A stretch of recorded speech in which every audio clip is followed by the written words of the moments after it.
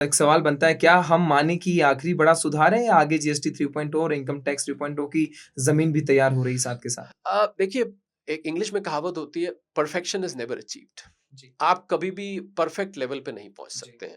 आप कितना भी कर दें, कुछ भी कर दें, उसमें कहीं ना कहीं कमी रह जाएगी। परफेक्शन ह्यूमन बीइंग्स में और धरती पे होता नहीं है। एक पुरानी कहावत होती है, यहाँ हर शक्ति सवाई हुई है। जी, मतलब आप कुछ भी करेंगे, उससे बेटर कुछ हो सकता है। बिल्कुल। तो मुझे नहीं लगता ये आखिरी सुधार है। मुझे लगता है 8 साल बाद एक कदम उठाया गया, जीएसटी 2.0 कह लीजिए, नेक्स्ट जेन कह लीजिए। बहुत सारे लोग ये सवाल उठा रहे थे, भाई अब याद आया 8 साल बाद हाँ, कि भाई आप पहले क्यों नहीं कर सकते थे?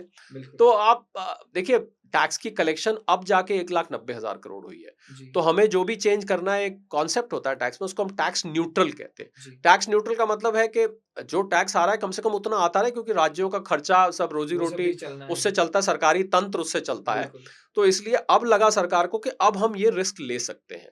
तो टैक्स आशीष एक इवोल्यूशनरी प्रोसेस होता है।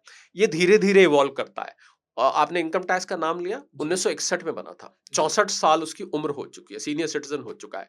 अब जाके कहीं इनकम टैक्स पहली अप्रैल 2026 से नया वाला आएगा और लगातार उसमें हज़ारों के हिसाब से बदलाव हुए। आज भी जब हम और आप बात कर रहे हैं, कोई ना कोई बदलाव पीछे करा जा रहा होगा, उस पे विचार किया जा। तो टैक्स प्रणाली ऐसी है, इंग्लिश में कहावत होती है Ashish, necessity is the mother of invention. आपको जब ज़रूरत होती है, वो इन्वेंशन की जननी होती है।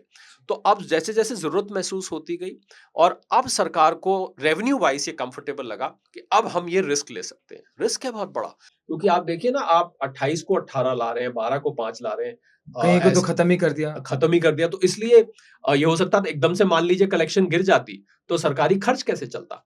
पर अब ये सारी कैलकुलेशन करके, स्पेंडिंग पैटर्न को स्टडी करके, हर हर आइटम की कलेक्शन का डेटा आता है कि टूथपेस्ट बिकने पे कितना जीएसटी आ रहा है, कार से कितना आ रहा है, मसालों पे कितना आ रहा है, दूध पे कितना आ रहा है, पनीर पे। तो अब सारा असेस करके लगा कि अब हम ये रिस्क ले सकते हैं कि अब हम रेट घटाएं, और आगे आगे मुझे लगता है धीरे धीरे ये हो सकता है, ऐसी एक 10 साल बाद, 5 साल बाद समय आए जब एक ही रेट रह जाए, सिंगल रेट रह जाए। सिंगल ये रेट रह भी कभी जाए। हो सकता है, पर इसके लिए समय लगेगा। सवाल बड़ा है इमीडिएट सिर। इमीडिएट फ्यूचर में नहीं होगा, क्योंकि इसके लिए फिर हमें इतना टाइम देखना पड़ेगा कि लोगों के स्पेंडिंग पैटर्न क्या है, किस टाइम। कुछ तो कह रहे हैं, जब जागे तब सवेरा, ठीक है, देर जी, आए दुरुस्त आए, आप ये कहावतें डाल सकते हैं, पर एक्चुअली इसके पीछे फिस्कल इकोनॉमिक्स छुपी हुई है जी, और इसके पीछे टैक्स की कलेक्शन है। और ये हम ना भूलें कि 16-17 टैक्स को मिला के आशीष जीएसटी बना था।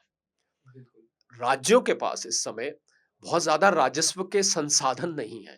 जी, आपको पता है 3 चीजें बाहर हैं जीएसटी से, पेट्रोल, डीजल, अल्कोहल और इलेक्ट्रिसिटी। जी, ये 3 चीजें अभी जीएसटी में नहीं है। एक तो ये संसाधन है उनके पास, वो जी, लोग अपना वैट वगैरह लगा देते हैं।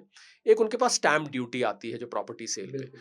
बाकी राज्यों के पास 16-17 टैक्स तो खत्म होके इसी में आ गए हैं। जी, तो अगर बहुत ज्यादा एक्सपेरिमेंट एक साथ कर दिया, तो एकदम से फिस्कल पोजीशन राज्यों, पहले ही बहुत राज्यों की हालत खराब है। पंजाब के ऊपर कर्ज बहुत है, बंगाल के ऊपर कर्ज बहुत है, मध्य प्रदेश के ऊपर बहुत है। ऐसे राज्यों के ऊपर कर्ज बहुत इकट्ठा हो गया है। तो आपको बहुत फूँक-फूँक के कदम रखना पड़ता है। तो आगे परफेक्शन नहीं है और अभी इसमें सुधार की उम्मीद है। इनफैक्ट कहीं भी आप पहुँच जाएँ, आपके सवाल का मैं सीधा जवाब दूँ, कहीं कितना भी बढ़िया कर लें, तब भी सुधार की गुंजाइश उसमें हमेशा उसमें रहेगी। हमेशा रहेगी क्योंकि nothing is perfect till the time you are absolutely, just going to utilise this. Absolutely.